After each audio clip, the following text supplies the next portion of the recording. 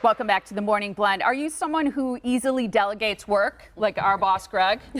It is an important skill for a leader to have, but our next guest says it goes beyond assigning tasks. That's right. Beth Ridley is back, and she is a leadership and a workplace culture consultant, and today's topic is delegating, if you haven't figured that out. Good to see you, I feel like Beth. Greg should be on the couch here. I know, right? I want to learn from him. Next time, right. Next time. Yes. So delegating, tell us a little bit about it. What are the benefits, and why should people choose to delegate, especially if they're a leader? I think sometimes the word has a negative connotation because it kind of implies I've got work and I'm just going to pass it off onto somebody else so my life can be better. And it's sort of like the person receiving the work, doesn't get all the benefits. But there are a lot of benefits to delegating if done well and strategically. So yes, some of it is the person who's delegating, you do get to, free up some capacity for other work. But if done well, the person receiving the work, it builds morale, it's skill building, relationship building. It can benefit the individual and the whole team. To me, I used to think, it's assigning somebody else a task, like you said. But now I also see it as a way of trusting your employees and the people who work for you, trusting them to do the job. And that's why I love your first tip about the do's and the don'ts. And you say, don't necessarily delegate the tasks. It's more about the outcome. That's exactly right. So delegating tasks, it can feel really piecemeal and it can be a little degrading maybe, and also put you in the position of kind of micromanaging. Like, okay, do this. Are you done with it? Okay, do this. The next thing. If you just sort of paint a picture of the outcome, the long-term success of what you want to achieve, and then be open to the individual owning it and deciding how they're going to achieve that outcome. They feel that you're entrusting them. Again, they feel a greater sense of ownership, which is really good for engagement and morale.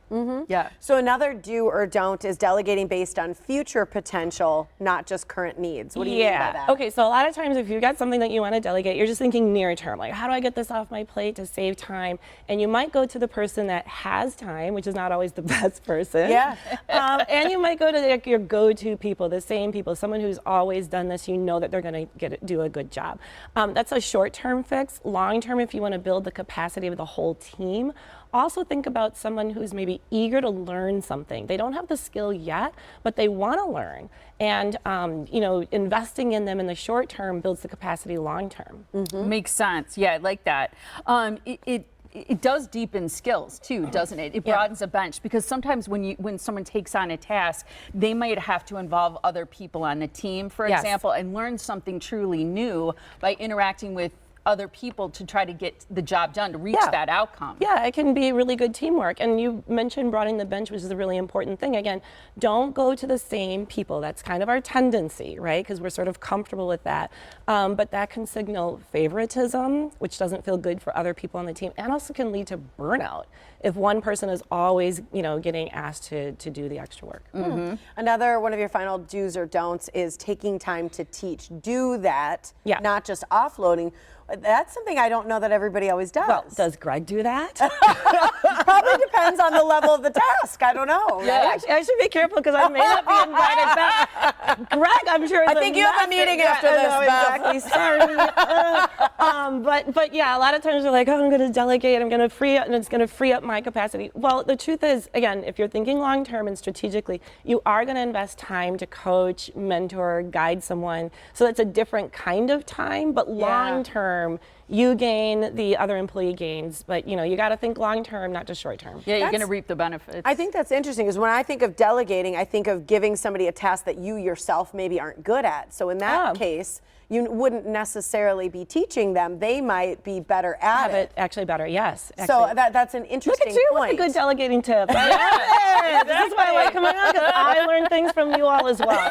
I don't know if that was supposed to be a tip. So what can leaders do right now to be better at delegating? Okay, right now, so after the morning blend, of course, take a look at your calendar and look at the tasks that are on your plate that honestly, it's not the best use of your time. And we all have things like that, things that we have to do, but it's really not what we ultimately hired to do the best use of our time. Look at those things.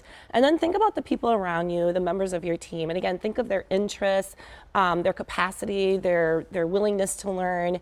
And then kind of think of who you could delegate, but then always have the conversation first. actually have a conversation to make sure it's going to be successful and a good fit, as opposed to just assuming and then assigning. Yeah, it makes sense. I also think you could do this at home with your family, because I think a lot of moms in particular, maybe dads too, delegate more to your kids. Yeah. Absolutely. And it's a really good way, for them to, learn life skills too. Yeah. Right? Emptying the dishwasher. And sometimes it actually takes more time. I got really frustrated because I'm like, it looked like a clown loaded the dishwasher because the glasses are up instead of down. But again, it's like, instead of like, do it myself, you call them down and then you show them. And then next time, and I have successfully delegated so it actually gets done well. Yeah. See, I like you're not handicapping your kids, you're enabling them to be better and more, better adults. Yes, absolutely. Thank you, Beth. Great topic. All right, to watch this segment again or to send it to a coworker or a friend or boss or go to our website, just do that, themorningblend.com.